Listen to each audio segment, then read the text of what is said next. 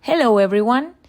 If you have an iPhone device and you're having trouble using WhatsApp, I'm going to tell you how to fix these issues in a really easy way. The first thing that we are going to do is check our Wi-Fi connection, entering on the setting option of our iPhone device. To be sure that it's working, we can open another app like YouTube, for example, and make sure that it's not the issue. If the other app doesn't work either, try switching to a different Wi-Fi network or you have to use mobile data. Then we can switch to airplane mode and then turn it off. In many cases, doing this can fix our problem.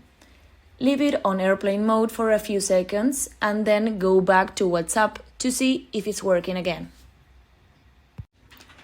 In other cases, what we can do is force close the application.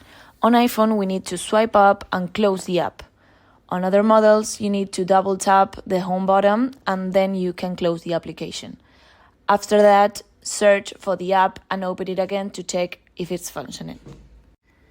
If other options are not working, we can go to App Store, search for WhatsApp in the search bar and make sure that the app doesn't need any updates.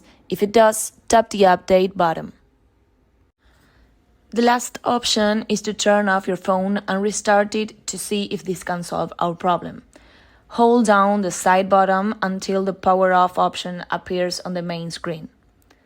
After a few seconds, turn on your phone again and open WhatsApp to see if it worked.